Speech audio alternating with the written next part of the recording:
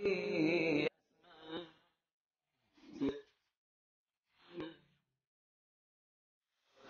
لله رب العالمين والصلاة والسلام الأتمان الأكملان على خير خلق الله أجمعين نبينا محمد وعلى آله وصحبه أجمعين أما بعد وما سكالو دسواريمو السلام عليكم ورحمة الله وبركاته barka mu da sake haduwa a cikin shirin mu na dausayin sunayen Allah inda muke magana game da sunayen Allah masu tsarki mafi kyawun sunaye muke faɗin ma'anarsu da fassararsu da abin da suka kunsa kuma da yadda ake bauta ma Allah da su.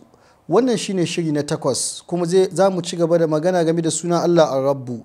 A shiri na 7 mun fara da Ar-Rabbu kuma mun ce Ar-Rabbu yana nufin Ubangiji da Hausa, yana nufin mai reno kuma ma'ana ta kunsu ga wanda ya halicce mu ya azzita mu yake jujjuya lamuran mu yadda ya ga dama mu zo duniya lokacin da shi ya ga dama ba lokacin da mu muka ga dama ba, mu bar duniya lokacin da shi ya ga dama ba mu muka ga dama ba. Wannan ya nuna cikakken mulki cewa mamallakinmu ne.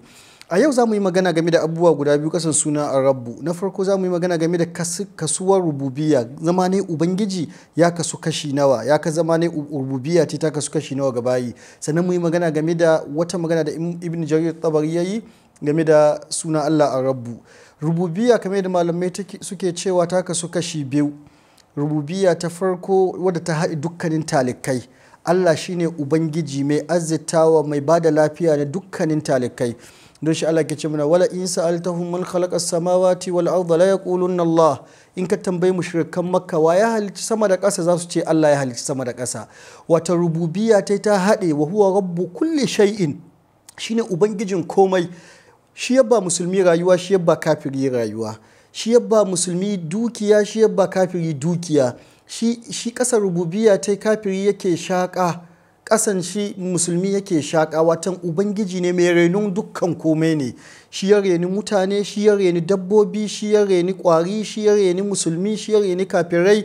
Kowa da yake kai da kawo yake juyawa cikin rububiyyar Ubangiji. Ƙasar renon Ubangiji ne. Ubangiji shi yake bashi abin da yake bashi. Wannan shine rububiyya amma akwai rububiyya khassa ke ɓance ga muminai. Allah ce wa ana rabbukum fa'budun, ni ne ubangijinku don haka ku bauta mini. Bayan ya ce wa rabbu kulli shay, shine ubangijin dukkan komai, nan kuma ya ce wa ana rabbukum, ni ne ubangijinku fa'buduni don haka ku bauta mini.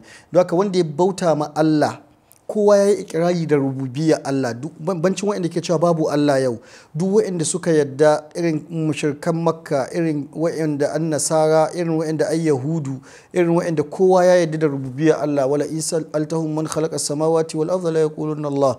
In ka tambaye su wahal sama da ƙasa za su ce Allah. In ka tambaye su man nazala minas sama'i ma'an za su ce Allah. In ka tambaye su man khalaqahum za su ce Allah. Wani halice ku za su ce Allah. Amma kuma rububiyya ta yi wadda muminai ɗaya suka yarda da ita shi ne wanda suka bauta mai.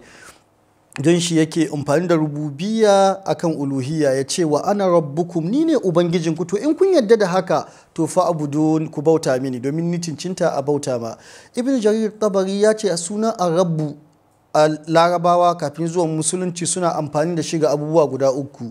Na farko as-sayyidul muta, shugaba wanda ake wa da'a, ana ce mai rabbu kafin zuwan musulunci. Na biyu ar-rajulul muslih, mutum da ke gyara lamari, an gaba da wancan ya zo ya yi sulhu, in lamarin mutane kaza ya lalace su je inda shike a gyara musu ruwa, a gyara musu gona, a gyara musu abinci. Na uku almaliku, mai mallaka abu, a ce mai rabbul baiti, ubangijin gida.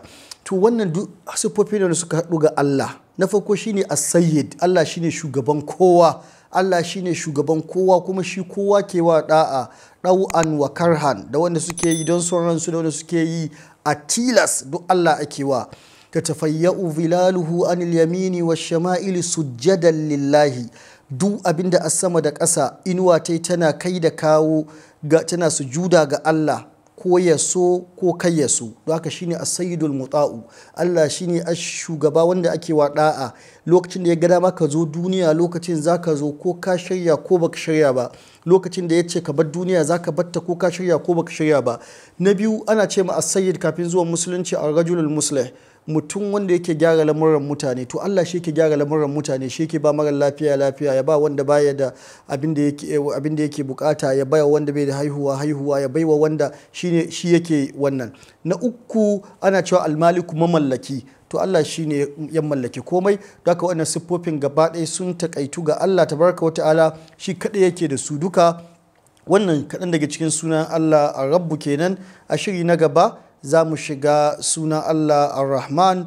Abinda muka faɗi daidai Allah ya ba mu lada, kuskure Allah ya shafe cikin zukatan mu, shafe cikin littafanmu, sai mu haɗu a shiri na gaba. Wassalamu alaikum wa rahmatullahi wa barakatuh.